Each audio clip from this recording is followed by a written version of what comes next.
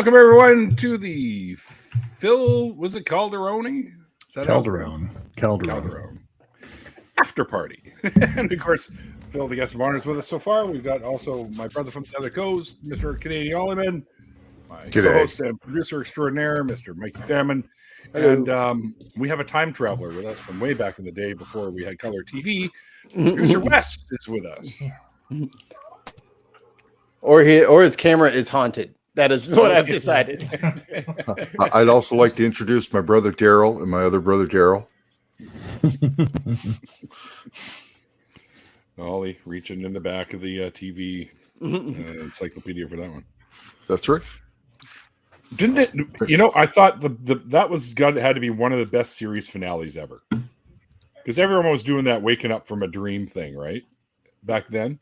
Okay. Oh yeah, and yeah. The series finale for that was him waking back up as Bob Newhart, the original show, with the wife. Right. And he's like, I just had the weirdest dream where he was a hotel manager. That's right. I forgot. What are y'all talking about? The Newhart show. Oh, the Newhart show. I have no frame of reference. I was like, it's a comedy from what, the early '80s, I think. No, it wasn't early '80s. It was late '80s, early '90s, I think. Was it that late? Maybe. Yeah. Explaining to the youngins. Mikey, you've seen Big Bang Theory, right? No, that show's terrible. Oh, alrighty then. Unless that was sarcasm. Newhart is the actor that shows up to play Sheldon's Jedi mentor, dude. That's Bob Newhart. I know who Bob Newhart is. You could have said the Newhart show. Yeah, but Big Bang Theory, what is that? Like, sure. Just make it impossible. That's the thing about being. That's the thing about being born in the late '80s is you don't really fit into anybody's group when it comes to referencing shows because you're like a little in between where you didn't really get to watch any of the old ones like Saturday Night Live. Yeah, it's always been bad. What are you talking about? Like that's you have a weird warped sense of. It's been bad for a long time. I agree. Yeah, it's been getting better. I think a little bit. Not compared to what it was. Has its moments. I just say that because Keenan's on there. Although I did like the Trump stuff that they did. With Alec Baldwin? Yeah, that was funny. So Alec Baldwin, that's right. Keenan's staying on, looks like, huh? He's got the longest tenure now. Yeah. Yep. I wasn't sure if he was going to stay, but it looks like he's staying another season. Oh, and do you know who does an excellent, what's his name, the Mayor of New York there, dude? He's the actor from Third Rock from the Sun. I just can't think of his name. French Stewart. John Lithgow. John Lithgow, yeah. Yeah. So he does an awesome whatever that guy. I'm horrible. Giuliani? Yeah. Yeah, Rudy Giuliani. He's been on Colbert half a dozen times playing that role. It's funny as hell every time. So. Lithgow's a pretty funny guy. He's such a good actor. He's got one of those great diverse careers. Hey, Steph. Earliest movie I can remember seeing him in is Buckaroo Banzai and the Adventures of the Eighth Dimension or something like that. I can't remember. Buckaroo Banzai in the Fifth Dimension. Is it Fifth? Okay. Yeah. But he was in that. He was the main bad guy in that, and he was funny as hell. He's a good bad guy. I don't remember that. Yeah. They were all named John, like John Big Booty and John Benoit Balls. All kinds of weird John something names, right? They're all John something. Remember him in The World According to Garth. I think that was the first time I saw him. Oh, yeah? Really? Yeah. First time you saw Lithgow? Yeah. Can you think of one before that? And he played a trans character. I know it was not his first role, but it's the first one I can remember. I'm trying to think of the first thing I saw him in. It might have been Buckaroo Banzai. Might have been. Oh, it's a good movie. It's a good movie. For it's funny. B movie. Yeah. Yeah. Oh, it's got a huge cult following now. So. Yep. Mm-hmm. I don't remember that film. I don't recall if No? I even saw it. I wanted to see it, and I don't remember. Jeff if I ever did. Goldblum was in it. It's one of his earlier films. Christopher Lloyd's in it. Yeah. Oh wow! Who else is Peter Weller is it Peter Weller? It's the main guy, right? That plays Buckaroo Banzai. So. I don't know that guy's name. I don't remember seeing him in too much other than that. I don't, RoboCop, Peter Weller. Oh, that guy. Yes, Yeah. that is him. That is him. Yes, RoboCop. Now that you say that, the original RoboCop, that is him. Yes. Detective Murphy. Yep.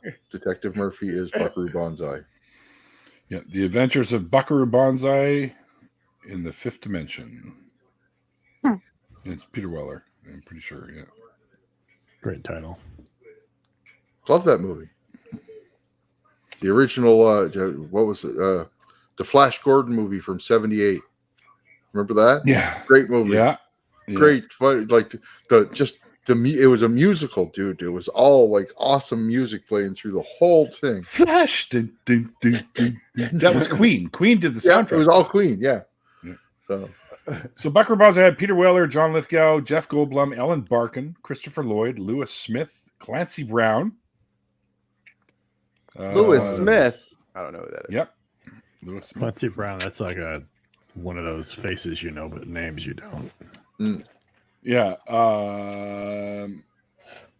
The other guy I was trying to remember that's kind of had a weird look to him, like Christopher Lloyd, was Vincent Chiavelli. That guy, yeah. He's Oh, the drawl face guy, yeah. The long face guy. Yeah. He's in a lot of stuff, that guy. This guy here. It's one of those when you have an odd look, you just get hired for those roles. Yeah. Yeah, that guy. Yeah. And he was great. He was John Big Balls, I think. That was John John Big Balls or John Big Booty or something. John O'Connor is what it says. What? Really? Yeah. Which one was John Big Balls? Which movie did you watch, Ollie? The one with the guy with the big ball. Christopher Lloyd played John Big Boy, it says. They're screwing up the names then. Oh, yeah, they got it wrong. It's definitely John Big Balls. I'm gonna look this up now. Is IMDb a reputable source, Ollie? Would you agree? Maybe. Very reputable. Depends on some things, huh? If it I'm on agrees with IMDb. Yeah. I won't argue with it if it agrees with me. That's right. I have no problems with it as long as it corroborates exactly what I'm saying. You can look at my film on IMDb. I think that was right before they started not allowing you to make your own IMDb entry. Well, who puts those in then? I don't know if it's a production houses or whatever, but I mean, on independent films, I don't know what the deal is now, but I know that it's not as easy as it used to be. So, because I put our own in, so I'm nobody from a studio or anything. So, What's the name of the film? it's called Man Hater. Right.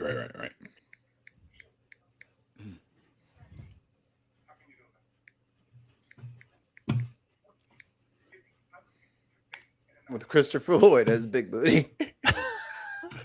Big Booty, yeah. I said there was Big Booty. Pretty sure there was Big Balls too. Maybe it could be Big Booty. I'm confusing with somebody that had like Benoit balls or something. I don't know. That one I'm just making up.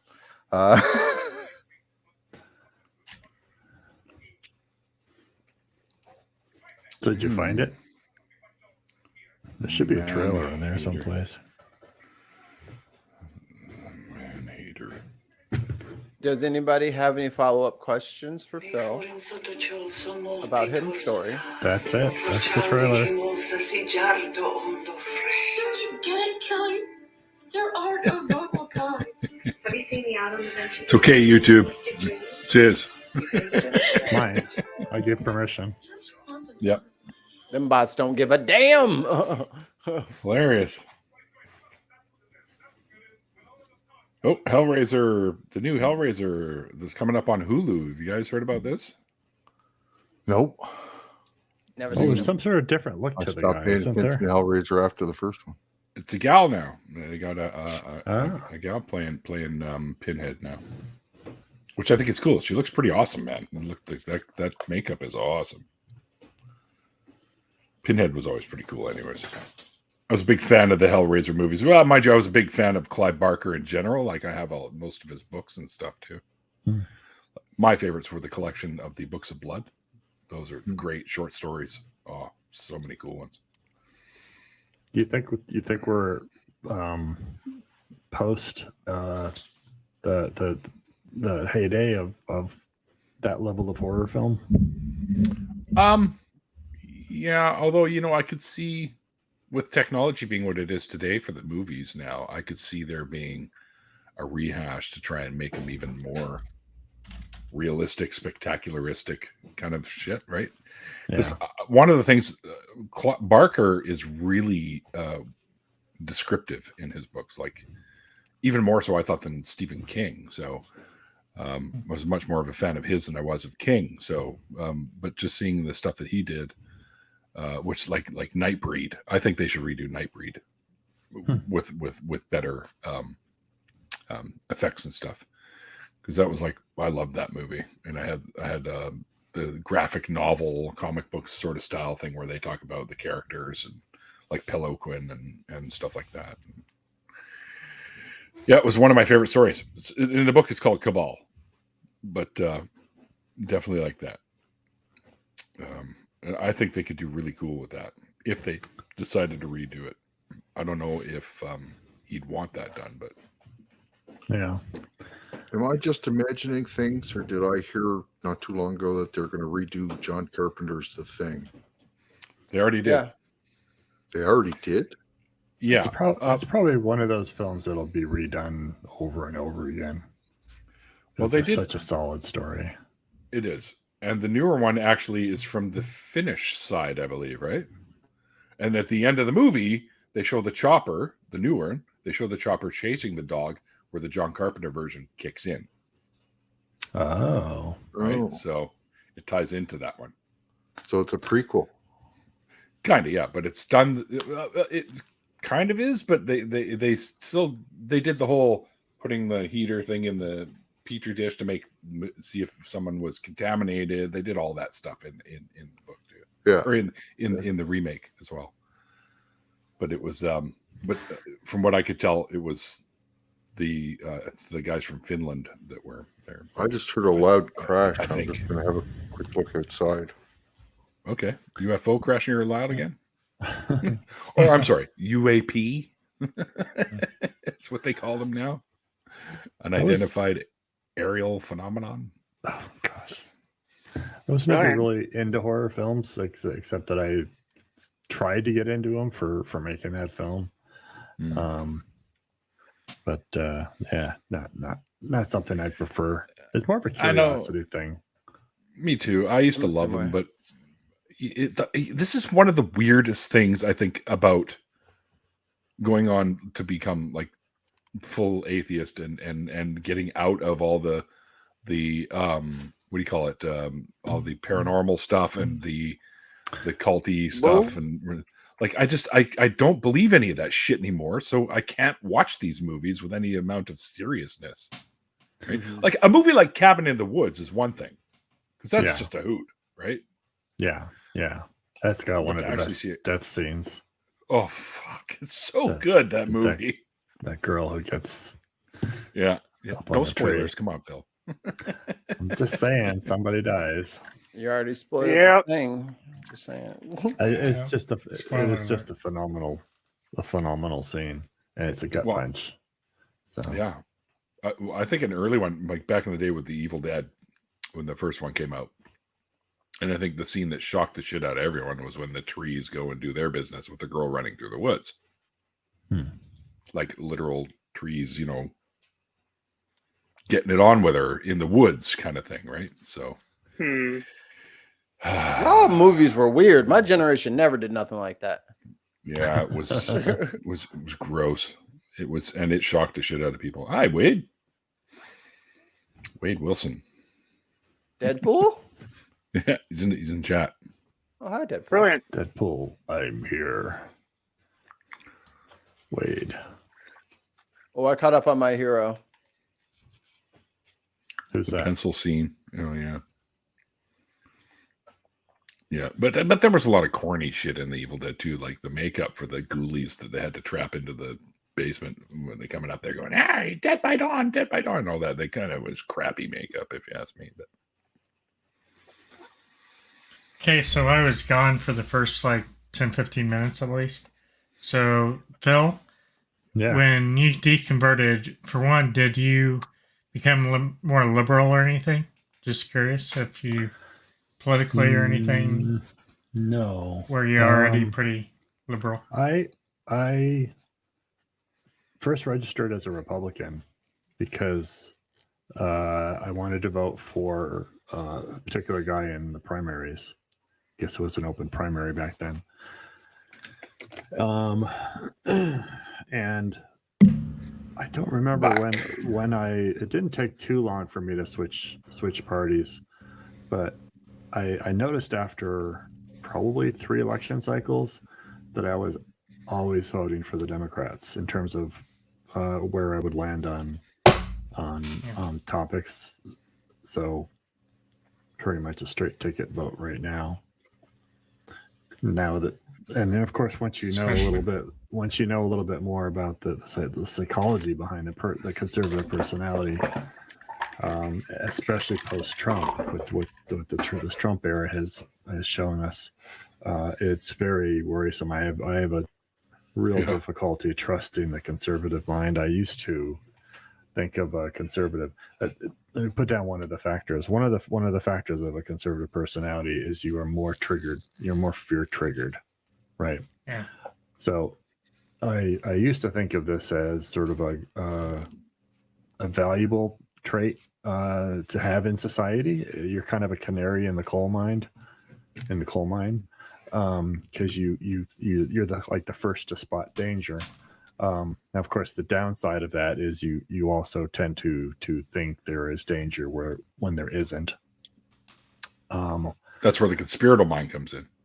Yeah. The problem with canaries in coal mines is that they're the first to die, and unfortunately, it's rather the reverse. I feel more the canary than the miner at the moment. Yeah, well, but I mean, this whole Trump era thing, it doesn't, look at remember what Glenn Beck used to be ranting and raving about in his early days, about government takeovers and controlling the government, trying to control your life kind of thing. I don't know who that is. Should I know who that is? He was a Fox. He had a Fox He used show. to cry a lot. Yeah, Yeah, and he did got cry booted. a lot. I forget exactly why he got booted. He got either booted for doing too far, or there was like a Me Too thing. I honestly can't remember. Oh, maybe. Yeah. And then I think he became too extreme for Fox at the time. No, I think he left because he wanted to push that super religious edge of it, and they wouldn't let him do it. And I think that's why he started the Blaze, and he has his own network, Right. so he can get as crazy as he feels like he needs to be. Okay. I don't Like never heard of this guy. he's a defanged Alex Jones as far as I'm concerned. Right. Yeah. Cat says good I way of don't putting really it. want to know. But when you've got the people who notice the problems first are also the people that are most susceptible to manipulation and propaganda. That's what we are also seeing. So that benefit that they had is compensated by a worse trait. So it's no longer something I can trust. And combine that with people doing things just to stay in office. No, say it ain't so. I could say it, but it won't make it true. So there's that. So wouldn't it be nice?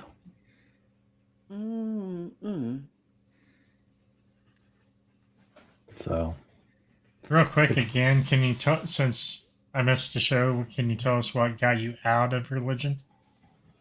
If Some of the detail I honestly don't remember, Wes. Okay. As I start to, when I go through the story, it's like I started to notice things that either didn't make sense or stories that were overblown or something. And I wish I had more specifics in my mind, but I don't remember. It wasn't until at some point, some years later, that it got bad enough that I was starting to be anti-religious or anti-God belief. And I realized that I needed to justify my position. I needed to not just be a critiquer without checking it out and actually considering their side. And that's when I read the Bible, and then that's what basically flipped the switch. That, oh yeah, this was worse. And then this was very bad, and in terms of people just believing what was written at the time. And then jump a little bit forward when I started to listen to some of the online stuff and the philosophical arguments. And as I said before, I had no philosophy background, none. It was a big gap in my education. But as I started to pick up that stuff slowly, realizing that I was catching errors in apologists' logic. And being a person that doesn't know philosophy, thinking that it's probably me, kind of a thing. Mm-hmm. And as time goes on, you watch more people, you learn more stuff. It's like, no, it's not. I'm not missing anything. It's actually flawed logic. So Yeah. There is no spoon. There's no spoon. but I can make a strong philosophical argument that there is. So, because there are two sides to every argument. So yeah, that was what really ultimately killed it. It's just that not just that all the apologetics fail, but almost all of them fail miserably, and obviously. And you've got very intelligent people like William Lane Craig, very good in their presentation, and most of them probably are very sincere in what they believe. And I started to read two sides. I would read a book and I would try to read the counter position. Did that a fair amount, and I would start to read apologetic books to get like this book is like the best book kind of a thing.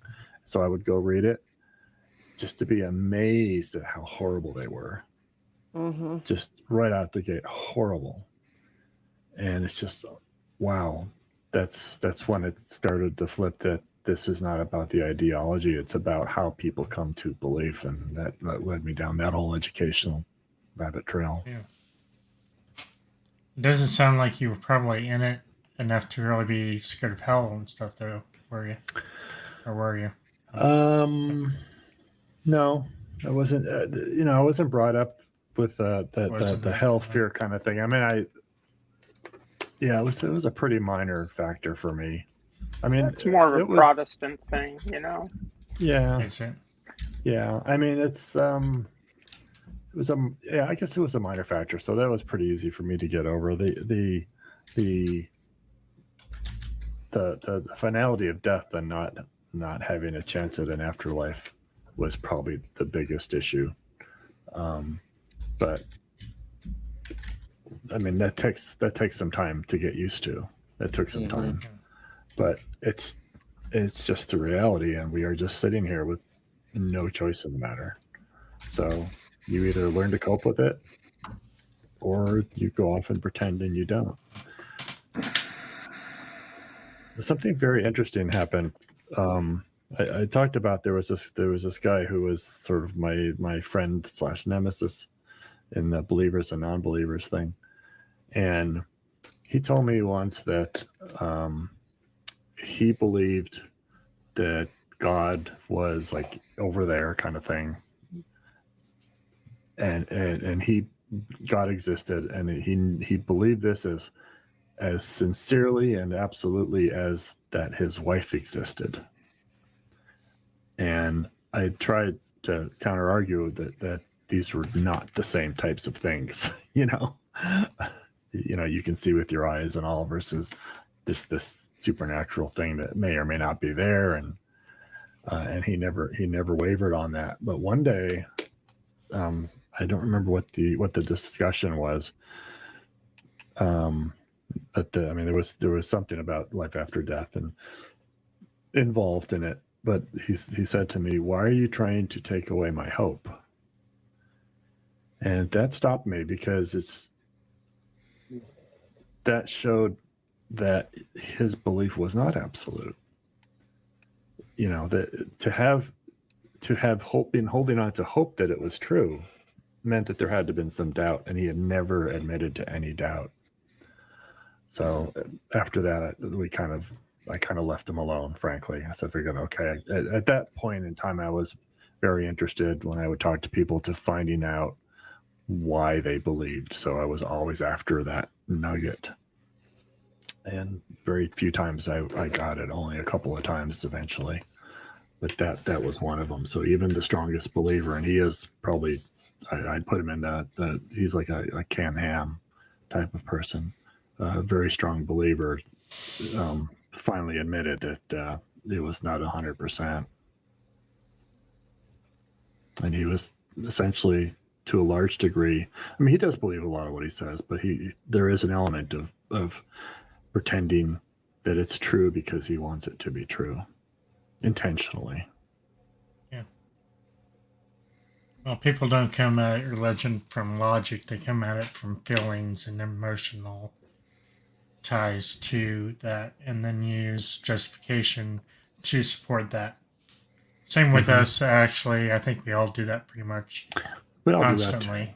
We all do that to a degree, but most of what we do is on feelings, not necessarily logic first, I think. But religious people do it even more, and I think that's something that holds them back. Well, the psychology piece of it's not just religion. It is some people are more prone to beliefs that they feel that are intuitively correct, or they want answers to things that there are no good answers to, no clear answers to. So sometimes when we talk about religion, we're actually talking about the personality aspects of just I call it believance. It just means a higher level to believe by intuition. Some people call it credulousness or whatever. Yeah. Gullibility, different words.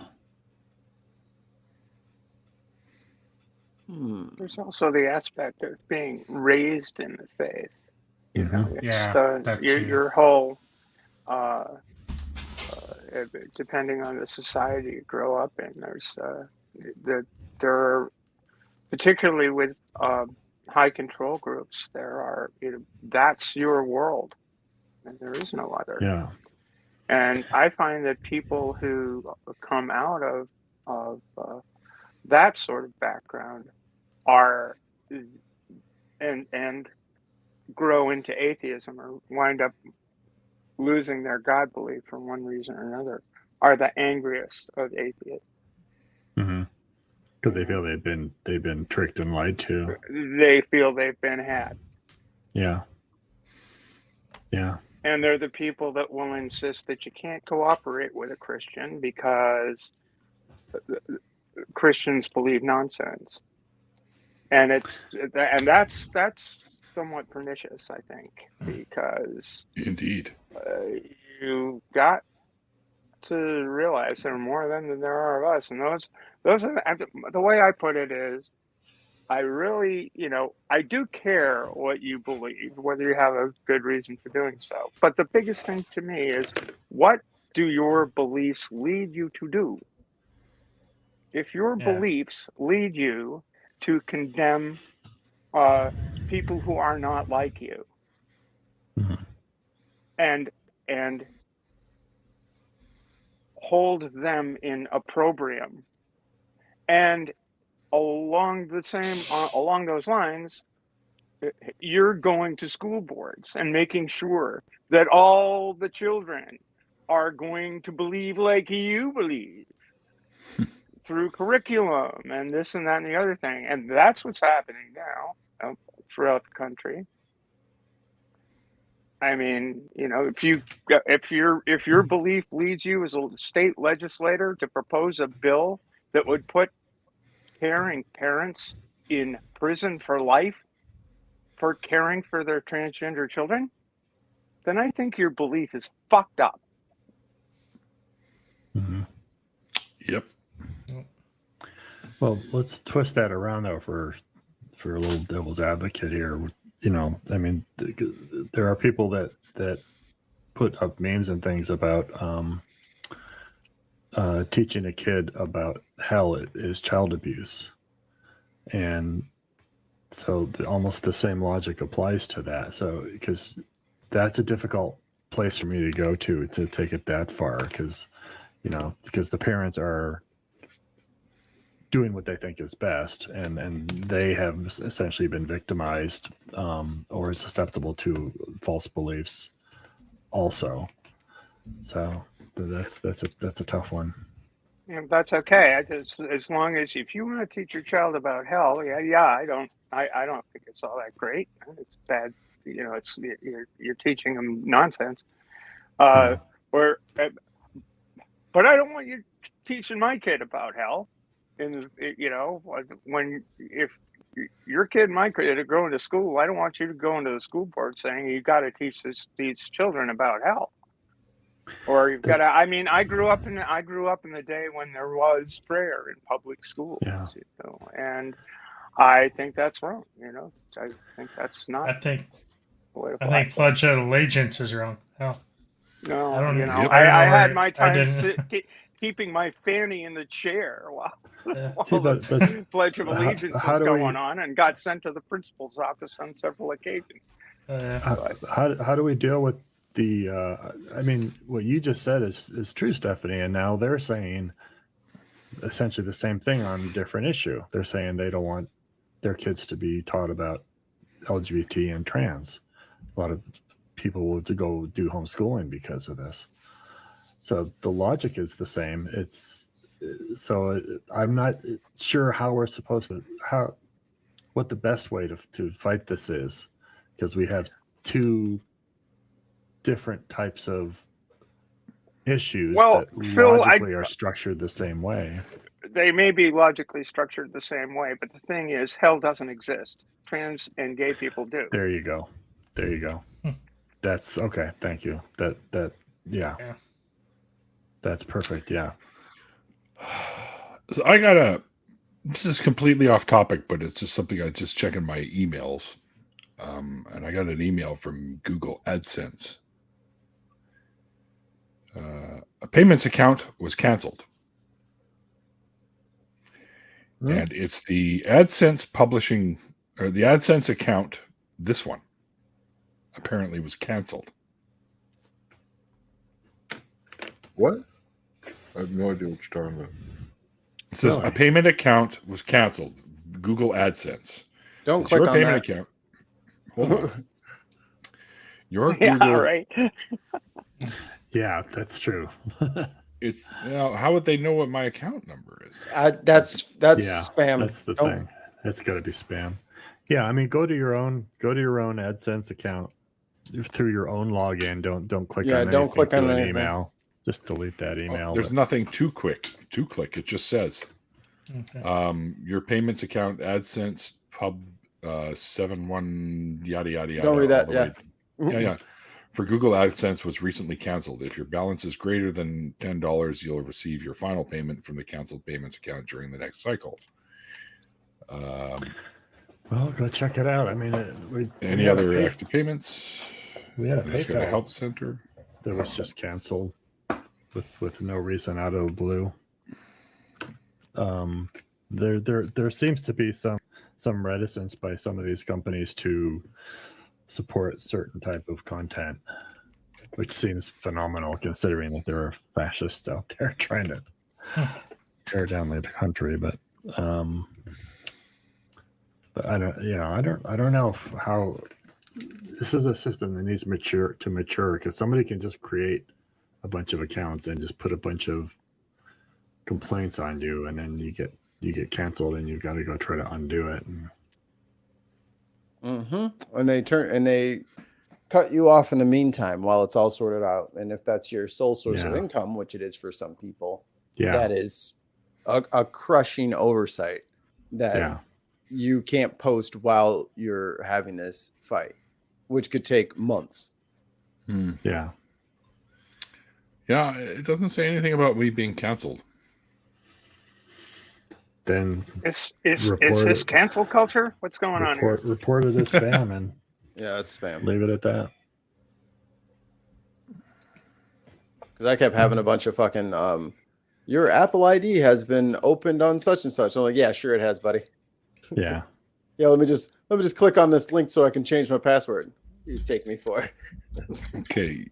My Everything account you wasn't own. approved.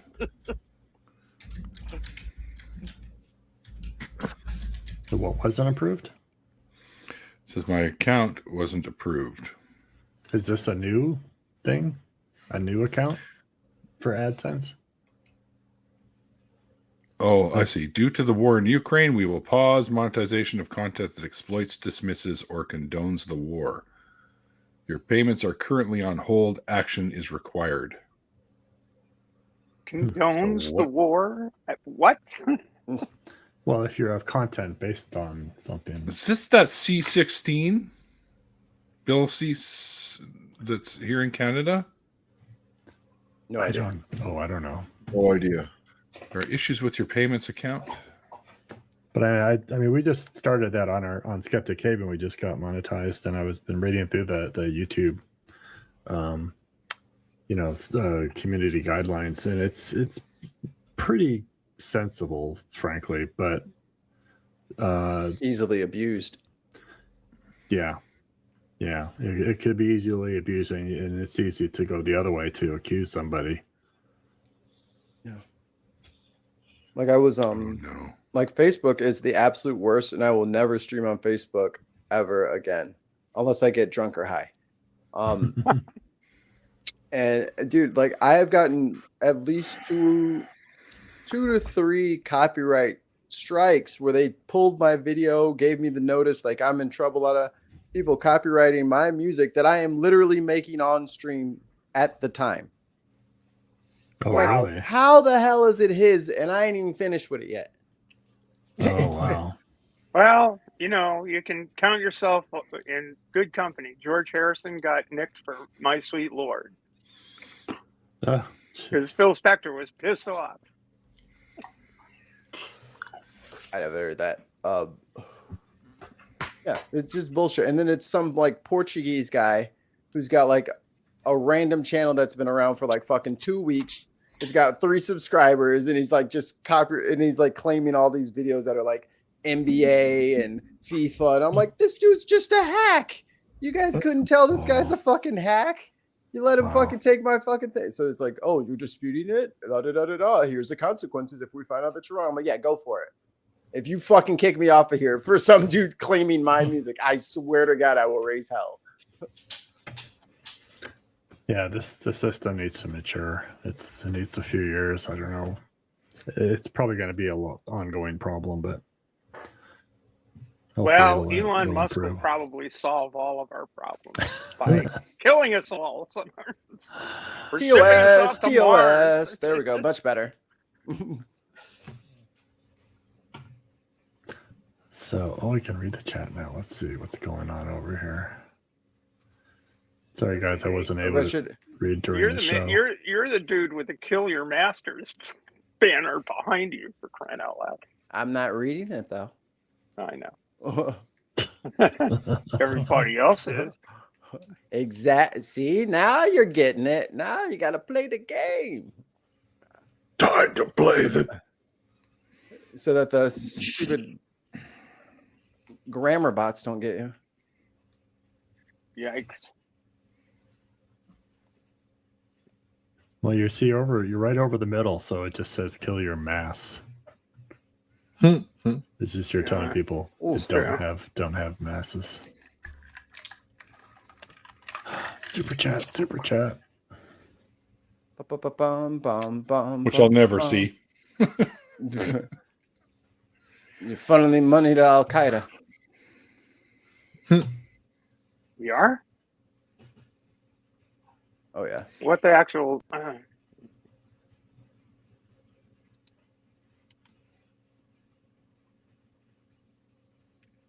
Country or region of what? Tax Don't know. payer identification Seriously? number. Whoa, this is getting deep, Neil. Yeah, you have to register your taxes and stuff for AdSense. I just ran. Oh, there we go.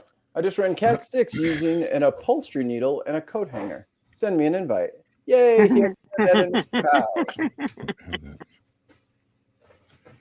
Cat 6. The Cat 6 is the type of Ethernet, you know. Oh, okay. The good one. It's not much better than Cat 5, but it costs more. Costs disproportionately more. Well, send him an invite. I'm on it. Hey guys, I'm going to call it a night early. I haven't gotten much sleep this week, and I'm starting to pass out. And I'd like to discuss That's because of the weed. Night, Ollie, man. Yeah. Because of the weed and because of having to get up like 2 to 3 hours early every morning this week so far.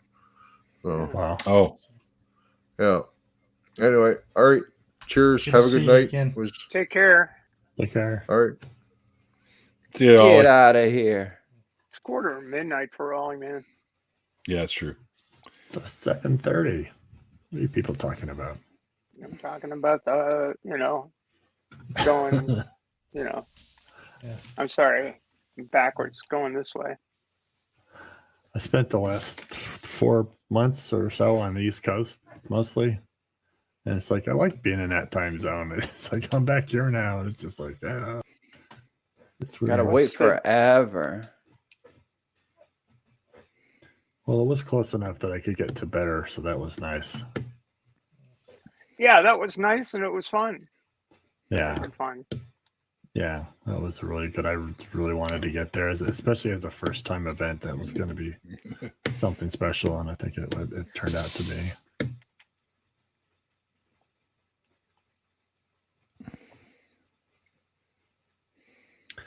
Then I found out I found out after the fact because Holy Kool-Aid mentioned it that there was an event in Nashville like 3 weeks later. Oh my god. Oh, I'm pretty close to that. I could have gone to that too. Yeah, I'm gonna have to do this later because I gotta fill out a fucking W8 BEN, whatever the fuck that is. Well, Tax you just lost your tax advisor, so He doesn't do people. No, He does he businesses. Yeah, I know. I'll go into it at another time. Anyway, yeah. Well, what do you do? Oh well. Deal with bureaucracy. That's what you Yeah, exactly.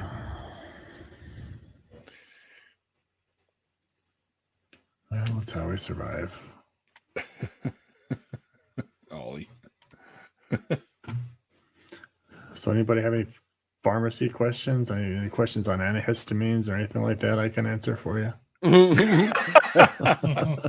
I'm one of the worst allergy. I'm one of the worst allergy sufferers in North America, I think.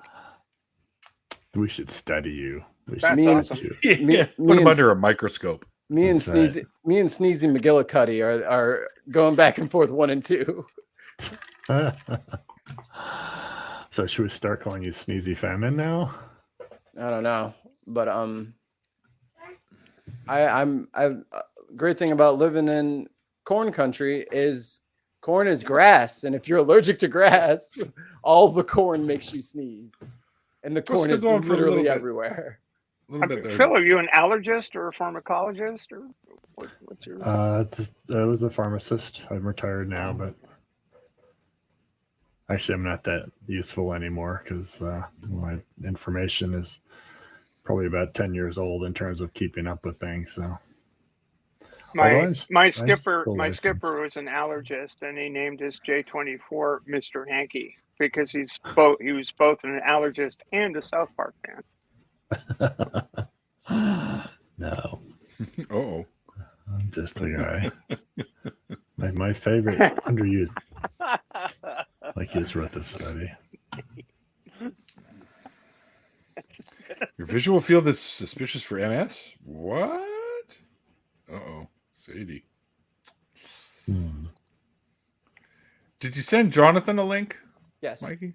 Okay. He must be combing his beard. How could you be allergic to Benadryl? Some people are. Benadryl should be a Schedule 1 fucking narcotic. That shit knocks me out in fucking half a minute. Yeah. I don't know how people take those. It's just like, drooling all over. Yeah. Well, I mean, the standard dose for like an allergic reaction is every 6 hours. I mean, my gosh, that'll put you out. Yeah, good luck. Good luck keeping your eyes open. I can't take ibuprofen or anything like that. So, not being on fucking Eliquis, I can't. Oh, yeah. Yeah. That pretty much takes that whole, all the anti-inflammation drugs out for you. Yep. Well, I can do Tylenol. Is that how come you're so eloquent? I don't know. No one's ever accused me of being eloquent before. So Eliquis. No one's sober. Of course, I'm combing my beard. It gathers fiberglass insulation to protect my lungs. Nice. Allergic to Sudafed. Oh my gosh, that's unusual too.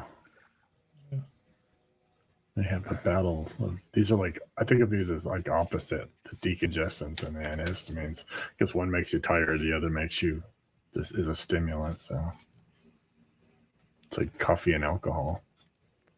Buzz Beer. Name that show. Buzz Beer? Mm-hmm. Oh, shit. Oh, I know that. Simpsons? Nope. No, that was Duff Beer. That's right. That's, what is it? Is it Futurama? Nope. What the? King of the Hill? Nope. Like, I totally know it, but I can't remember what show it's from. You gonna tell us, or are we just gonna see her going? You were still guessing, so I was letting you guess. Drew Carey. Yes. Drew Carey show. Yeah, Nate got it. There we go. Nate wants to know, how do people acquire allergies? You can acquire. Yeah. There's no good answer for that, Nate. Unfortunately. Yeah, because I mean, sometimes people have allergies. Sometimes they get worse. Sometimes they get better. Sometimes you can take a drug for 10 years and then become allergic to it. So we don't know. When I was a little kid, I was allergic to everything. And I think we need to get I'm not anymore. I was allergic to chocolate. I was allergic to peanut butter. I was allergic to cats. I was allergic to goldenrod. I was allergic to, I don't know, all sorts of things. And pretty much nothing bothers me. Sorry, Jonathan. My producer's not paying attention. Hey. I think you need to own your show, Neil. What? Okay. I need to own my show. I'm trying to, stay on a certain line here because either one of you could kick me off. Okay. We have another Nate question. Nope. Can you punch that up, Mikey? Oh, I can. Jeebus Creebus. This is the after party, everybody. Calm down with your questions. Come on, it's pharmacy. I don't get to do this anymore. Can a person become lactose intolerant in adult life? Yes. Mm-hmm. As you get older, usually it's older, like sweet. 50 plus or whatever, you can lose the ability to make certain enzymes. So up to my mom. Yeah. So yeah, you can become lactose intolerant later in life. But, you however, can my mom's become also intolerant about children running across your lawn too. but lactose tablets are easily available, chewable, and they taste And okay. delicious. And delicious. They are. They just taste like I'm ready for him. kind of milky. There you go. I got my cane. I'm ready for him. That's what Get off my lawn, you little whippersnapper! Old man yells at the sky. Yeah. That was me about a month ago. I fell and couldn't walk for about 3 days. Yeah. Ow. I have this for when my back goes out, and sometimes it does, and this is required. That's basically it. I made the brilliant move. My wife and I were traveling, got a travel trailer for the first time, and I made the brilliant move of stepping out of it when the stairs weren't out. Oh, that's good. Oh, So, oops. yeah. Ooh, and I take like a little step that I'm not expecting, like 6 inches more than I expect it to be, and like Yeah. it throws my back out of whack. So I can't imagine. Oh, That's I callous. did that.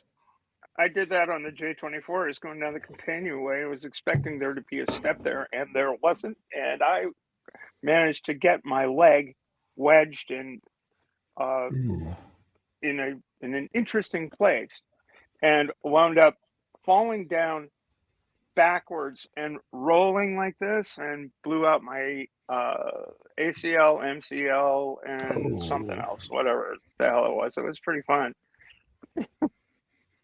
Oh, it's a slow way back, too. You've really kind of screwed up your leg, haven't you? Jeez. A little bit. My sailing companion is going, expecting to see a bone protruding out of the skin, but fortunately that did not happen.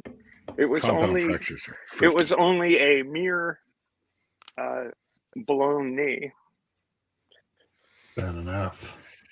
Yeah, it was. I got back. I worked hard at getting back. I got back to about 95% or so in the space of, that happened the 1st of September, and got back going. Got back going by the 3rd week in October, because I had to go sail a world championship. Hi there. Stephanie, Nate says check your fucking Nate message. says check your messenger. Yeah, I saw that on the screen. Yeah, physical right. therapy is quite a thing. It's really an amazing thing. It's a good career too. It pays well. It is, and it's amazing. It's amazing. I had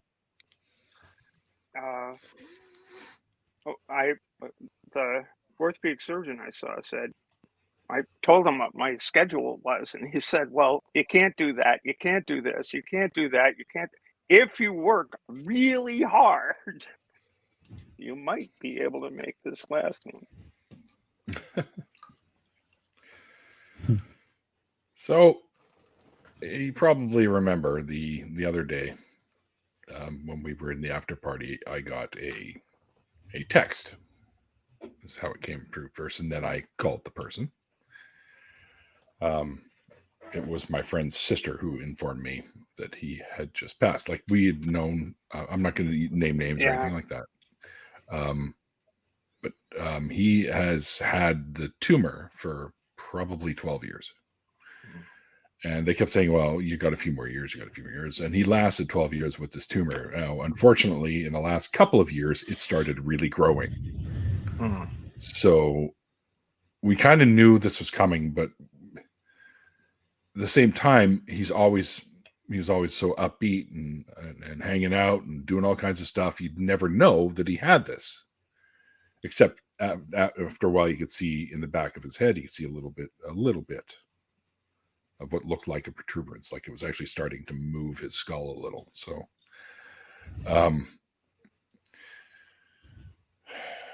he was sleeping when it happened, so he passed away in his sleep, and it was better that way. Now he's got 2 kids; they're fully grown. They both live up in Kelowna, so They know, and they're coming down to the coast, and I'll get to see them both soon, which is be really cool because I haven't seen the two of them in probably 7 or 8 years.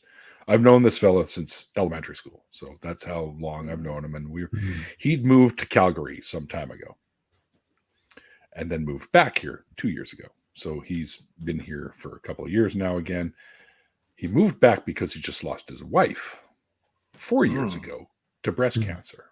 So, oh God, he came back here to be with folks that he knew and his other family and stuff, and his kids were still here in Kelowna at the time. So, because they had recently only moved out to Calgary about 3.5 years before she passed away. So, anyway, so yeah, he was a good guy. I'd known him probably a majority of my life. I'm now, well, in next week I'll be 56. So, I would say I've known him for 50 years because we probably met when we were kids at about 6 or 7 years old. So, really tight as young kids, but you move away and people, you don't see each other as often, but we kept in touch all the time. So, yeah. So it was pretty rough for me for that night. Anyways, I pretty lost my shit that night. But I do want to say thank you to everyone that was messaging me about, how you doing? Are you doing all right and stuff like that? So thank you guys for it. It feels good to know that people care and stuff like that. So I'm okay now. I've spoken with one of his kids earlier today, just before the stream, and he's got me. He was actually doing a lot better than I thought he would, to be honest. But he kept me upbeat too. So I spoke to him again yesterday as well. So yeah, I think they knew it was coming.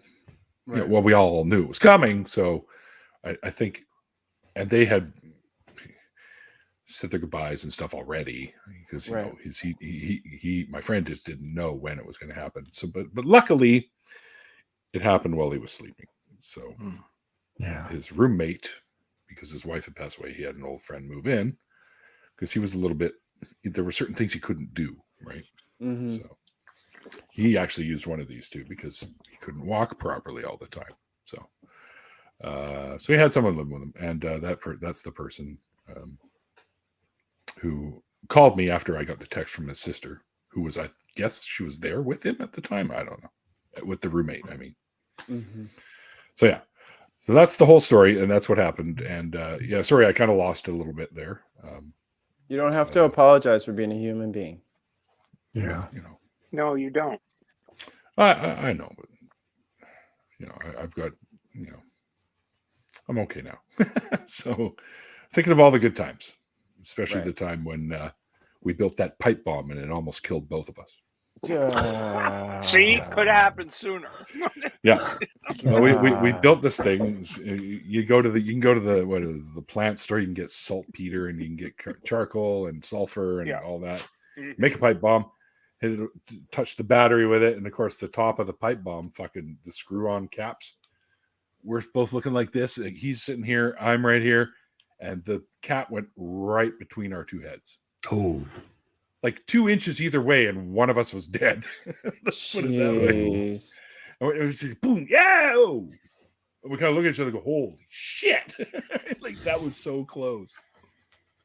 I had a similar experience with a potato cannon, but I don't think it would have gone that bad. No, probably not. No, the worst that could happen, what? Julienne fries. No, hash browns. Yeah. Hash brown cannon. Yeah. Oh, I want one of those. Waffle House serving up black eyes. Is it the shredded kind? I like the shredded kind. Yeah, just throw a little Old Bay in there, Now think about it this way. You're at an early football game. God, so hungry, but I don't want a beer. Oh, hash brown man, and he's on the field, and he just fucking dials it in and fucking. Like a t-shirt cannon. Yes, but he just shoots hash browns at you, at like 300 feet a second. Nice. And you just catch it. It's like everyone brings their baseball mitt to catch the hash browns, and they're hot from friction. Yeah. This sounds like a 90s commercial for like frozen hash browns. This was what this sounds like. This is frozen hash browns, but for kids. This is the 7-Up machine all over again, isn't it? Yeah. Like the one that shoots the cans out. Yeah. Like they did on, you know that was the Mythbusters people that did that, right? Yeah. Hash browns. Hot dog cannons are the best. Oh, Jesus. They're frozen hot dogs. Well, I have a question for Sadie in the chat. She says, I'm officially an atheist, and then some other stuff. Are you a new atheist? Is my question to you, Sadie. Or is it just, conversation, part of your conversation here? Because if you're a new atheist, I want to say congratulations and welcome. Well, she claims that she went to some old church of friends who are good people, but when they asked questions about how you got back to God when uprooted, I couldn't answer. And all I could think of was I got therapy and realized that I got back to reality because it was myself that got me through it and not any God. Yes, of course. Gods are made up. All of them. All of them are human creations. So would Sadie be somebody interesting to have on this show, Neil? Sadie's been on. Yeah, she's been on. Okay. I have to look that up then. I think it was maybe last Sunday's AXP where Forrest made a very good point. I believe in exactly one less God than you. Yeah, we're all atheists, and I just take it one God further. It's like I have that T-shirt actually somewhere. Which I think that's a pretty good way of looking at it. It's like, yeah, exactly. I'm working on getting a few more people because I got lots of dates open in October, people. So if you're interested in being on the show, well, yeah, I know we're like halfway through October, and it's still summer here. Like, what the fuck happened to fall? Well, it'll suddenly come in a day. So it's fall here. It's definitely fall here. Well, I was sitting outside, and I off the top of my head, I can't think of what it is in Fahrenheit, but it's like 70, I think 72 or 3. It was like what is it? 26 today. It hit. That's hot. Oh, it's warm. Definitely warm. We've been getting like in the low 70s to high mid 20s here all fucking month. We had a couple drop below, like a couple of 18 degree, 19 degree days where we got a little cloud cover and a little bit of wind. And they were concerned because they were saying we could get some high winds here, and because hasn't been any fucking rain except for a couple of little days of spit. Yep. The branches on the trees are going to come flying off because they're all dry. There's been such a drought there. And my roommate, she works in insurance. She's going, oh, great. We're going to get a whole bunch of claims coming up here soon. So, yeah. But, yeah, right. It's fucking summer here still. Well, yeah, Swedes definitely proof. I'm hopping off because East Coast and all. But fun hanging. See you all later. Thanks, Steph. Nice to see you again, Stephanie. Good to see you as always. Cheers. Stephanie's one of my favoriteest humans ever. I was so happy when I got to meet her at Better. Give a great big hug, riding around in that heap of her car. I didn't say nothing. That was Neil. Lord forbid I say anything. So speaking of favoritist humans, good to see you all. Glad to be back. Yes, Jonathan. It's been a while since you've been in here. Fuck. Look at you with your internet. I was very determined to get some cable rant tonight so I could do this. Cable rant? Well, I was supposed to have internet last Thursday. Oh, ran. I thought you said rant. Sorry. No. But rants on the internet? A tree fell on the supply line because I live in bumfuck nowhere. Ungrateful ass tree. I know that place. I've been there. Yep. Neil, I will say, if you ever visit me, you're going to have to duck an awful lot. I love this house. It is perfect for me. But there are places where I can touch the ceiling. I'm pretty tall. Yeah. Well, as you know. Yeah, you remember that scene where Gandalf gets in the Hobbit hole? Yes.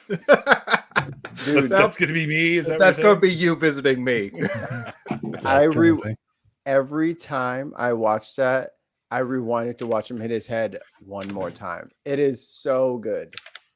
It's so surprisingly, the second floor is like has taller ceilings than a lot of the first floor. Big upper body, short legs. That's weird. I don't know. I mean, she could have said that. True. Like, oh, me and Nate have a thing. I'm like, oh, okay, cool. But Nate's practically fucking married. Hey, you don't tell Nate what to do. Nate is. I'm not Nate is a telling rebel. him to do anything. I got to be careful because he can literally drive down here and punch me in the face. Gotta start locking doors. I know you Canadians don't believe in that kind of thing, but oh yes, we do. And when I forget, my roommate yells at me. Who forgets?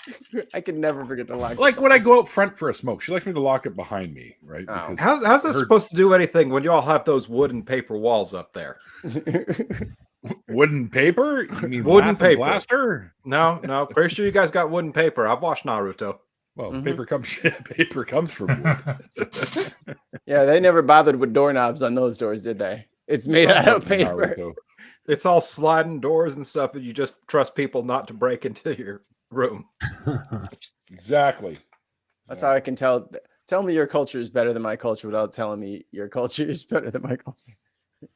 It's like the thieves don't want to be rude, so they're just not gonna like fuck up your shit. We're a couple generations ahead on the compassion scale. Ooh. For the record, though, like I can effectively break through steel almost as easily as you could break through paper back in the day. Like steel doorknobs and shit like that. Because with just, an 18-volt tool set, you got everything you need to do it.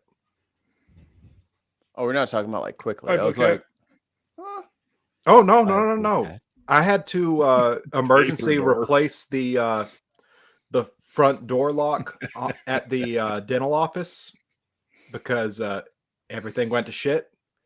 And I cut the faceplate off that door in 5 seconds. Wow.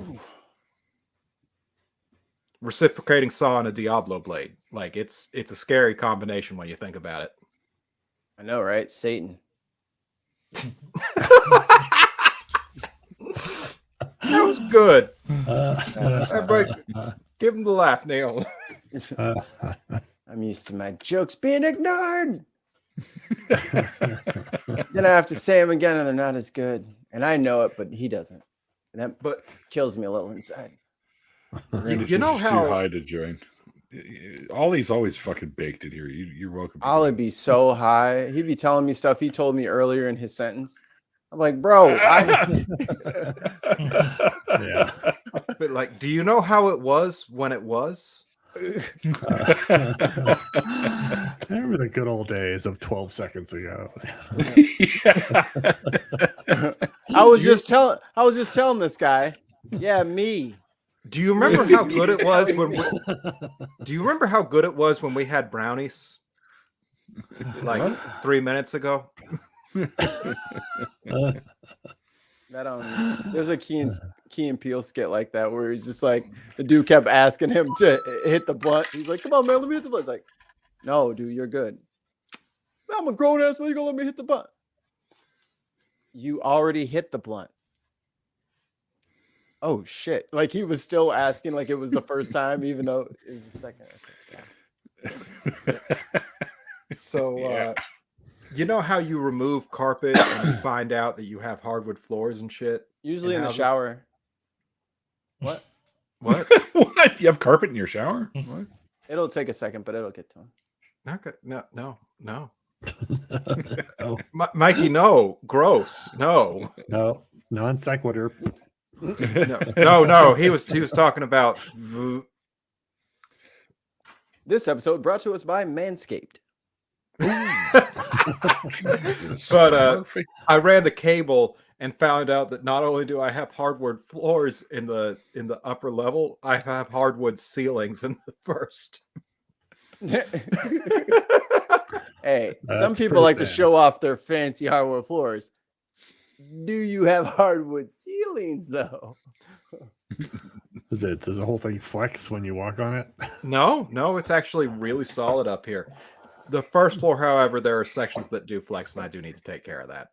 It's gonna be really hard to mop the ceiling floor. I'll get like the Swiffer wet jet, and that'll be like the only thing that works. You know. Right. This episode brought to you by Swiffer wet jet. No. If you have an animal like a cat or a dog, do not use Swiffer wet jets. No, unless you want to actually take a mop and water and rinse it off really well, because I had a cat. Well, I had a cat, and when I started using the Swiffer wet jet, it was only in a couple of spots because everywhere else was carpeted, so it was like the kitchen, the bathroom, and I would use it every other day. And I noticed, the cat would be in there walking around and stuff like that. And then, later on he'd be cleaning himself. And then after a few weeks of this, all of a sudden he wasn't breathing. Oh, fuck. And then I went to the Swiffer Wet Jet website, and there have been multiple complaints of animals getting poisoned from the Swiffer Wet Jet. I don't know if they've changed their formula. I couldn't guarantee that at any point now, but yeah, they lick their feet after walking on. Exactly. Sadie knows. So, and it literally, my cat was slowly being poisoned to death. And then I didn't notice until it was too late. That's fucking terrifying, Neil. Sad. Yep. I appreciate the warning. I am, but if my cat's walking on the ceiling, I think we got problems. I mean, yeah, well, or a talented cat. That cat needs to be in the circus. It's an alien life. Spider cat. Does whatever a spider cat does. Jonathan, that's Pussy, not I see your name in lights. Jonathan, that's not a cat. That's not a cat. Gorfeld. Gorfeld. for Halloween, you can call him Gorfield. That's a cool costume idea. I'm Gorfield, like a zombie Garfield. Yeah, Gorfield, killer, bloody killer cat. No, that was like an internet meme for a while there. Freaking horror, fucking, John Carpenter's The Thing Garfield. It was everywhere for a bit there. Yikes! There's a Stephen King movie about cat people, basically. Yep, David Bowie did the soundtrack for it. Did they? Did he? Yeah. Was it a ripoff? Was it a ripoff of Scooby-Doo Zombie Island? Because I'd watch that. No. It's like 15 years. No, it's longer than that. Gosh, a long time ago. 30 years ago. 25 to 30 years ago, I would imagine. Do you remember the name of it? Cat People, it was called. Was it Cat People? Okay. Yep. Yeah, that didn't stick. Yeah, I'm not losing anything. And then the main character was the cat from Red Dwarf. 1982. I feel like I need to watch Red Dwarf. I hear good things. Oh, it's so good. I love that. You will be thoroughly tickled watching that show. It's just the right amount of sci-fi and Brit and like cheesy. Universal Pictures. David Bowie did the theme song for it.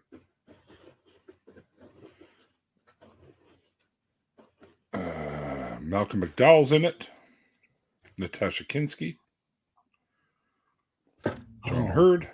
Ed Begley Jr. Annette O'Toole. Lots of big names in there. That's a different film that I'm thinking of. Really? So I took a post-production class years ago in the 90s, and there was we had the script because the guy teaching the class was the assistant director. Yeah, it was a much small film. Nobody known. Wasn't the 1954 version, was it? No. Okay. That's why it's like cat people didn't quite sound Right, because it wasn't that obvious. I think that was like the gimmick that they were holding or something. Let's see if I can find it. Oh, the Curse of the Cat People. Let's see, Candyman. That was good when it first came out, man. The original one with Tony Todd.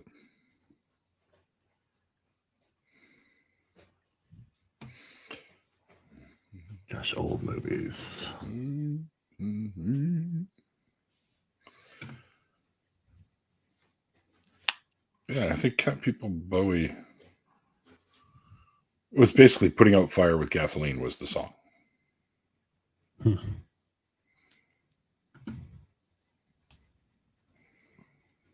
I miss Bowie.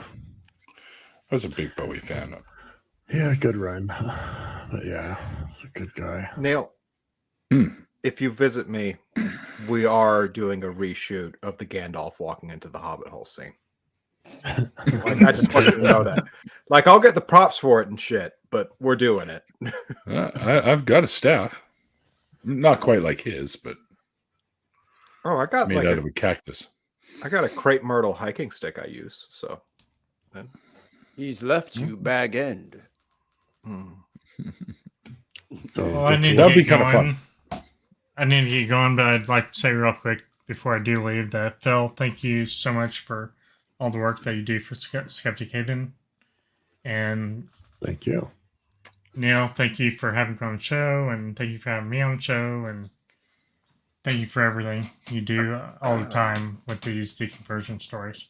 And Mikey, after you. No. There we go. Bye. Mikey, get booked. I got two I'll see you around. I'll see you later, Mikey. See you soon, Phil. And we'll have to have you on soon again, Neil. Yeah, It was good to have you on our show, too. Yeah, so, definitely. thank you. Sure. You got to watch Red Dwarf chronologically. Well, of course you got to watch it chronologically. There's 10 seasons and a couple of stupid movies. Way outside, no kind of atmosphere. I like it when they actually cross universes, or they come into our universe and they see themselves on Earth as actors, which is great. Spoiler alert. Oh boy. I'm sure by the time it gets to that episode, I'll forget about it. Probably. One can. Yeah, hope. if you have not watched any Red Dwarf, you are seriously missing out because it's funny. Actually, on VHS, I have the Red Dwarf bloopers, which is hysterical. So, speaking of things that are horrifically out of date, my nephew. I'll leave. Talking about my fashion sense again? No. My nephew saw that I had a CRT TV in this house that was just here when I bought the place. And he was beyond excited about that. So at his insistence, we played Ninja Gaiden for the NES on a CRT TV yesterday, actually. What's a CRT TV? Tube Cathode ray tube. Oh, the boxy. Before the not flat TVs. Yes, right. The TVs you could play Duck Hunt on. The televisions. Duck Hunt. Don't you laugh at Duck Hunt. It's so a lot cheesy. of hours went into Duck Hunt by a lot of people. Yo, fuck that dog, by the way. Yeah, I know. Fucking laughing at me. Yeah, I would pay money for a ROM hack where I could shoot that dog. Oh, there is one. Yeah. People been In that case, I won't pay reprogramming money those for it. things. Yeah, don't pay. Actually, I'll make they're it. all for dead, you. Dave. Hold on. Dave, they're all dead. They're all dead, Dave. Me and my wife went to Goodwill for. She wanted to go. I hate that place. It always smells like urine. No, it smelled like cigarettes this time. Someone was clearly smoking in the back room. Wow, I'm like, it's trashy. But I was like, hey, I went straight to electronics because I knew there'd be some old shit there, and of course there were like some cordless phones, which everybody might be interested in. one with a page button included. How many gigahertz? I can't remember. I'll have to go back and look. But I was like, hey, baby, you know what this is? And she's like, I don't know. And I'm like, it's an 8-track. You found an 8-track? There was an 8-track. Holy shit. Wow. And then I looked down at my hand, and the 8-track was sitting in a pool of ink. And I had ink all over my hands in a fucking Goodwill. And I was like, and I'm sure you said, I hate this place. I was like, and this is why I love coming here. Some fucked up shit is always happening. I still have Wish You Were Here and Dark Side of the Moon on 8-track somewhere. Wow. Yeah. I also had, is it Kiss Alive? Yeah, it's the first one, not the second one. Kiss Alive. I also have on 8-track. So on 8-tracks, you couldn't rewind, right? Correct. So what happened at the end of the album? Well, first of all, you put it in, and it plays one side, and then it turns and plays the other side, sort of thing. Oh, so it plays itself back to the beginning. Yeah. Yes. Was there a fast forward? Songs. No. Damn. So you would have to just like flip it over, listen to the other side for 3 minutes so you can get back to your jam again. No, you don't flip it over. It automatically goes the other way. Can you force it to go the other way? Like with a pencil and a little slot? Or was there like a button that would just like run? I think in the later model decks you could. Oh, the fancy ones. New modern features. Yeah, I like don't rewind. remember because that was like a fucking gazillion years ago. I don't know. We're talking about old. Go ahead. I'm sorry. I was going to say they were already out by the time I even got into a lot of the music. So everyone was already had, record players and cassette decks at that point, right? Because cassettes came in and nobody bought fucking 8-tracks anymore. Yeah. Because you could have more than 8 tracks on a cassette. So we're talking old shit. I managed to find a manual for my electric organ on eBay, and it's out of New Jersey. And the guy I ordered it from also sent me 2 floppy disks that had music that the organ could play on it. Oh, wow. Fucking 3.5-inch floppy. Sent me an unopened, still shrink wrapped CD from 1996 Wow. of a guy in New Jersey that played that kind of organ. I think he was just using that to offload some stuff he knew he could never sell, but I'm still kind of interested in it. Remember getting rid of my Commodore 64 floppies years back, and it's just like for a minute it's just like that nostalgia of like, do I really want to get rid of this? And then it's like, I will never ever have another use for this again. So bye. And then you know it's bad when you're trying to hold on to stuff that you don't really even have a way of accessing. Like exactly, it's like I'm not going to put it in it's not going in a frame on the wall. I don't have a VCR. What purpose does this VHS tape? Do you have any VHS tapes? I can't even play this thing if I wanted to. I can't even play DVDs unless I use my Xbox now, because nothing has everything's streamed nowadays. Yeah, I don't even have a DVD player or like a entertainment center or joint. I'm saying for the living room. Like we just go to Amazon, go to Hulu, go to HBO, and it's right there. Yeah.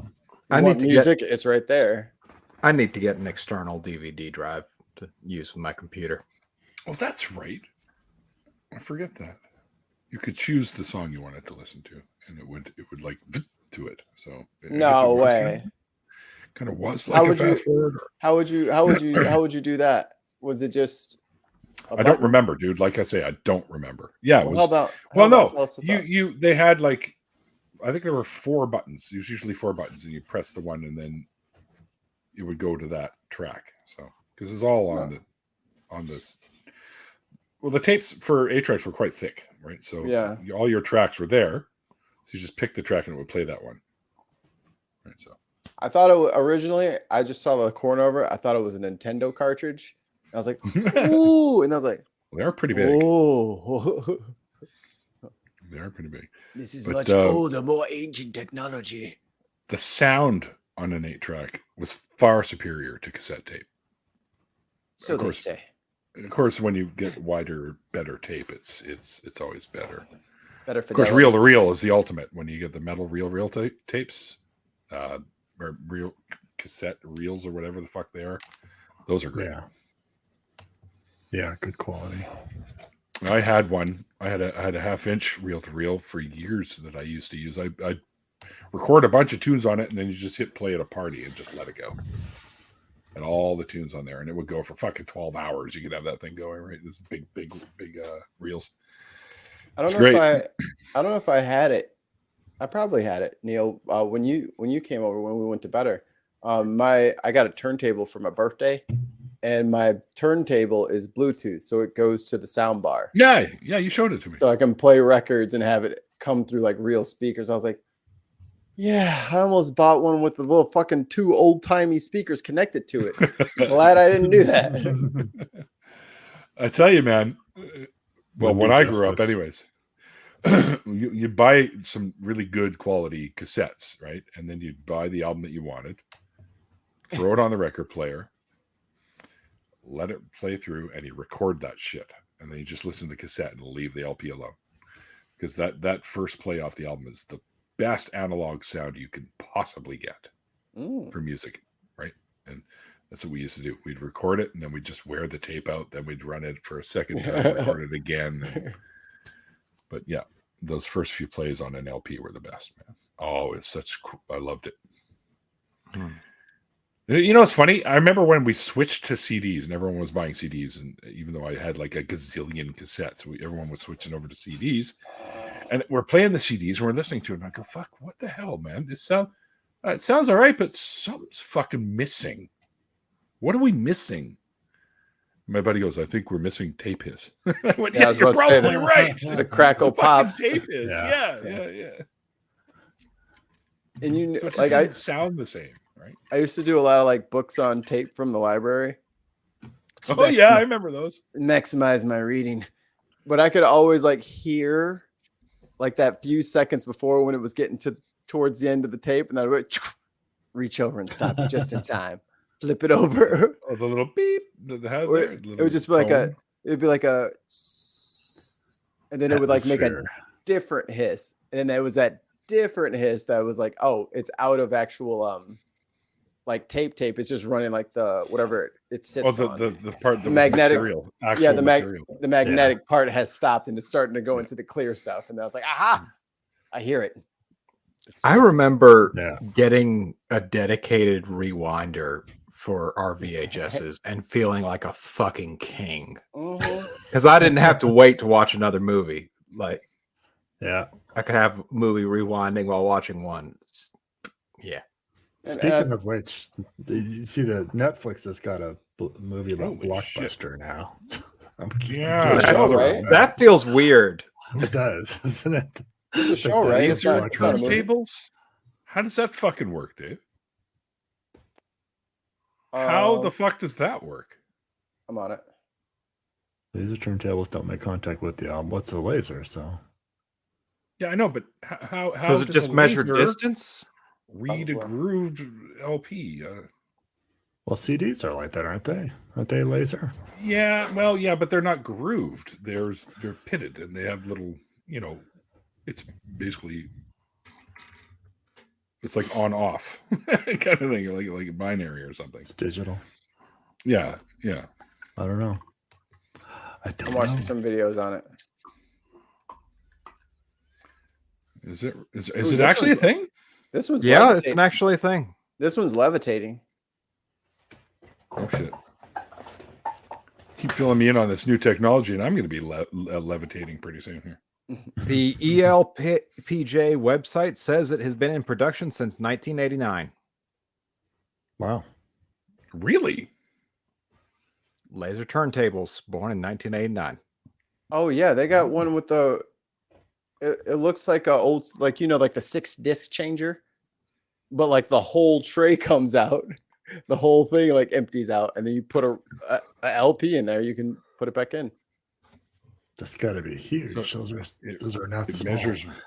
Yeah. It looks like a scanner. Ooh, Measures microfine grooves in the album and transposes it to digital beyond hearing range of humans. Beyond the hearing range. So why do we want it then if we can't hear the fucking song? Because I got speakers that'll amplify that shit so I can't hear it. But this website I'm on doesn't even have an order page. It has a contact us to order thing where you fill out a form, and that's no, we don't mess with that. We are not blue-blooded enough for that shit. That's how I ordered my spider. They didn't say, oh, you can click this and pay. I had to email them. Your spider. They email. Yeah. She's molten on the interweb. Oh, actual spider. Okay. Is that like their website technology or? So give her some privacy. Is that like I got her little walnut hide thing right there. Yeah. You see right there. But I was picturing like a CD changer that had like 8 sections or something like that. No, like that's So she's in there molting, and it can take, especially if they're subadults, which she is, it can take them up to 2 weeks to molt. And she's been in there for a week. Can you make Neil big, Mikey? So she basically barricaded herself in there. You can see all the webbing. Yeah. So she's in there, and she'll pop out when she's done, and then she's going to be really hungry. I got a bunch of crickets over there lining up to feed her. You can't give her like some tofu or something, or no. Just to know how to chase tofu. Yeah, exactly. She is a Phidippus regus, which is a regal jumping spider. They're actually quite common up here. I had a Phidippus johnsoni earlier, which is a redback jumping spider, which is all black but this nice red bum. And then on the males, the fang, the words escape me, but where the fangs go into is like an emerald green on it. Ooh. So they're really, really beautiful. But he was old when I rescued him anyway, so he lasted for a few months, and then I think he tried to molt one more time, and that was it. When they get old, you can tell because they're losing their grip. Their grip they don't stick to the walls as well. They're slower, right? So he was old.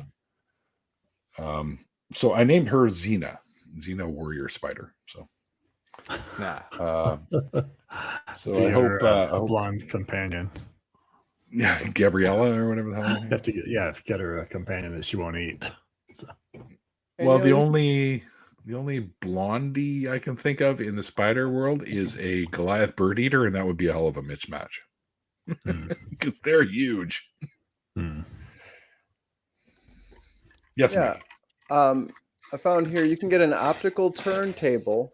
So the laser one, it's only $15,000. That's it. Hey. Oh fuck, I'm on it.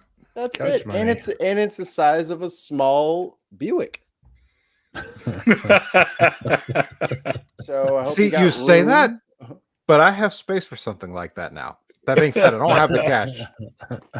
You don't want that. I don't want that. I don't want that. I got a whole fucking organ now. Like, life in plastic is fantastic. Oh, look, we're moving to a new home. Wait, just a second.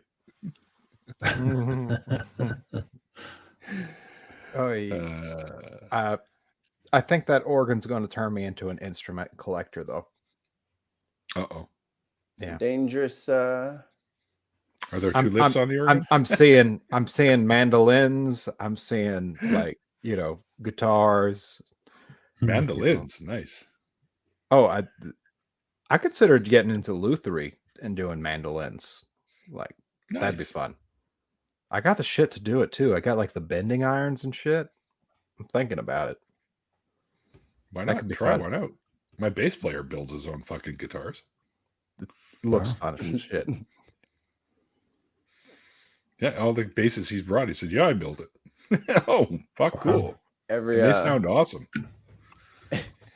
My bass player, me and my old band are in like a Facebook group chat or whatever, and every time it's Kyle's birthday, I send him the same fucking meme of this fucking like bass player just fucking rocking the fuck out, and it's like, "All right, guys, bass solo, E. He's like, "Fuck you."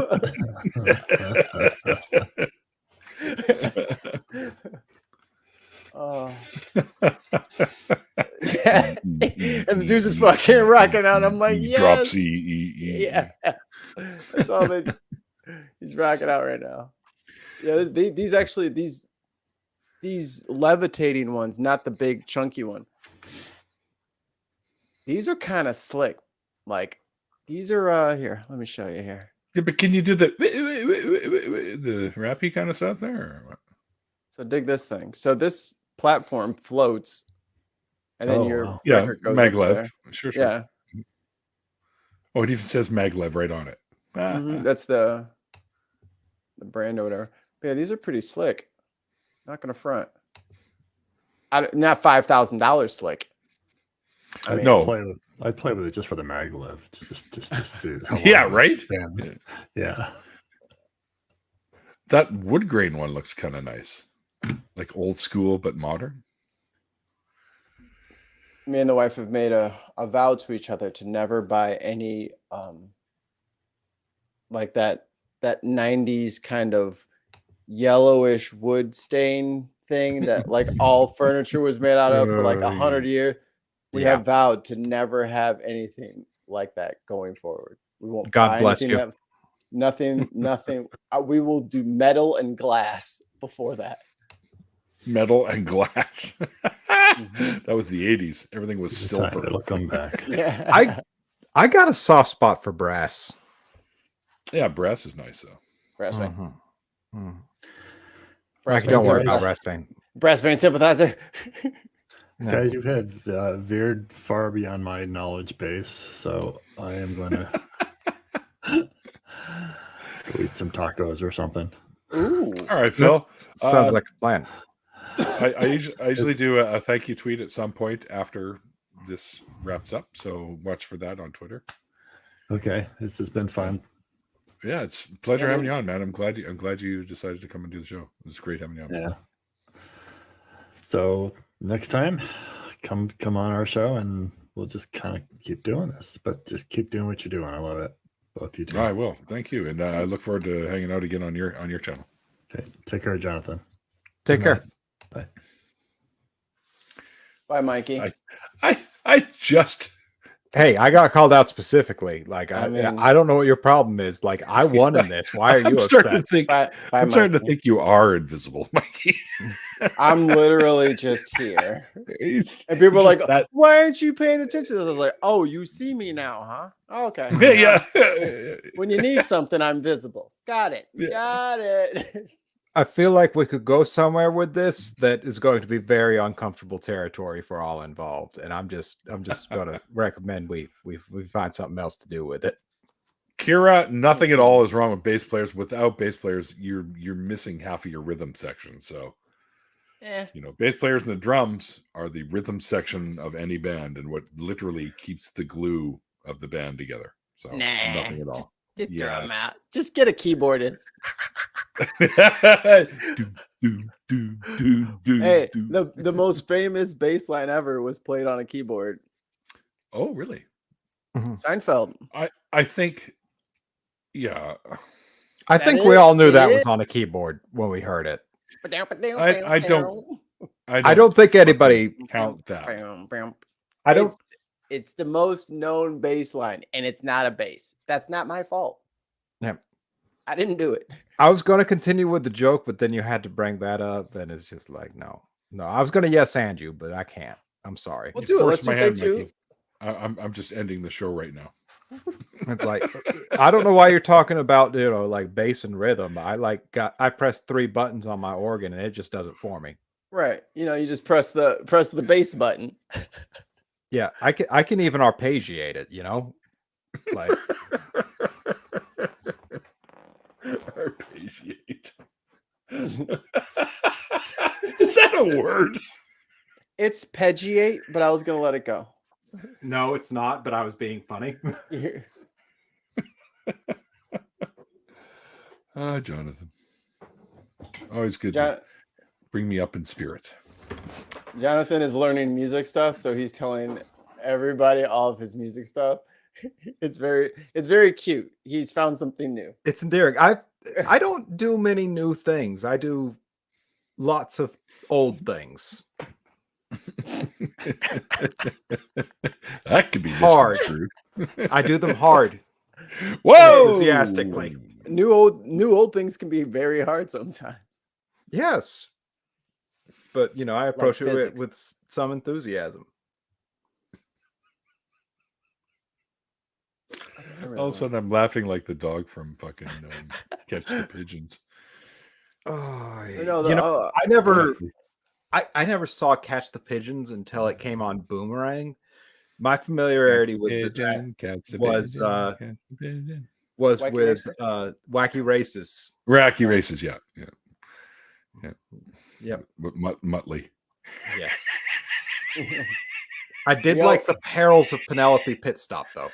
Yes. We always used to do the Ernie laugh.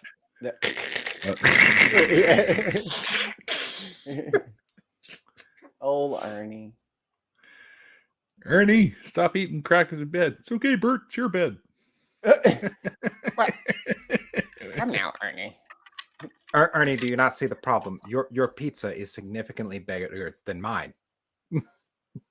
It's I think SpongeBob and Squidward kind of like stole a few notes from the old Ernie Bert dynamic. They tried to throw Patrick in there as a curveball, but I ain't buying it. That's Ernie and Bert rebooted. That's like two Ernies and a Bert. Squidward. Squidward was Bert for sure. And if people don't stop fucking painting themselves to look like Squidward on TikTok, I swear to God. I don't know what that is. It's like they're doing like a cosplay thing, but they do like the full latex. I'm like, no, not a fan of that. Not a fan of that. It's like anatomically correct cosplay of Squidward. It's like, I don't want this. I don't want this. Are you telling me they got a squid dick? They're not naked, Jonathan. What are you talking about? 8 of them. Okay. Look, anything I watch on TikTok involves nudity. I don't know what you're using it for, but I know what I use it for. I can't. I'm not ashamed of it. All I can do is go on there and see funny videos. My friends see me in my messages. That For You page. Oh, no, you don't. We're going to get old Mikey Famine in trouble. I was like, Got to try harder than that to get me. Not going to get me caught up. I'm just going to put on the ones I follow and fuck the For You page. Mm-hmm. I'm getting lots of Christian stuff on my For You page. I'm like, what are you guys trying to fucking tell me? Listen, Neil, they just really want to talk to you. They want to have a conversation. So analytics make no differentiation between Christian shit and atheist shit. It's the weirdest thing. Yeah, it falls under religious content. Yep. So I don't know. I as you guys know, I have not filed my taxes in I don't know how long. So I don't know if I'm going to be able to continue with the ad revenue stuff. Huh. We'll have to sort it out. That goes by. It's not like we make a shit ton off it anyways. I might make $100 and something bucks every like 3 months, So I don't know if that includes super chats. Does that include super chats? I don't think so. So I can probably still do super chats, but no ad revenue. So I can't buy ad space anymore to advertise my new underwear line, or no MeUndies. So what might happen then is that might go by the wayside. But we still have Patreon, and all I got to do, I guess, is encourage more people to become a patron. That's all. And as our subscribership grows, because we're now at 30,060, I think it lasts. So we went up fucking almost 300 subscribers. Nice. After being on Paula Gia's channel, mind you. He's the man. Yeah. And he's nice. Paul's awesome, dude. He walked up to me at what's it called? Oh, hi, Mikey. I was like, oh, hi. How are you? What a friendly bloke. Oh yeah, Paul's good people. Him and Shannon's hysterical. She is a fucking bundle of joy, her. She is so hilarious all the time. Yeah. A bundle of energy as well. And she's got one of those laughs that forces you to laugh, even if you didn't know why you're laughing. You're like, why am I laughing at this? But it's funny. Your laugh is making me happy. I'm gonna laugh regardless. Anyway, speaking of energy, I'm out of it, so I got to go to bed because it's almost 9 here now, and you know me, I get up at stupid o'clock in the morning. So stupid 15. Stupid 15. Yeah. So I'm going to call her quits. Once again, thanks to my guest tonight, Phil, who's no longer here, but he'll see the thank you tweet later. It was great having him on. Phil's awesome dude too. I met him at Better as well. So yeah. So thanks you guys out there in the chat. Hope you guys enjoyed today's show. As the ticker below there says, you can find the interview. It's linked in the description box if you missed it. Also, Phil's Linktree link is there as well, so you can go find out more about Phil. Mikey, my man, great job as usual. Jonathan, it's so good to finally have you back in the action here. You can expect me to be back a lot more regularly. I did not use an upholstery needle to stab through what turned out to be a hardwood floor for nothing. All right. Well, then I look forward to these after parties with Jonathan back in the flow. All right, everybody. Like I always say at I must appreciate the patrons, because honestly, you guys are going to be my sole source of income for this channel. It looks like so. Thank you guys for everything you guys do. You're right.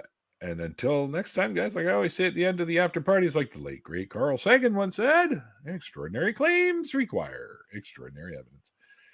And we will see you guys on the flip side. Bye. What is the... Will become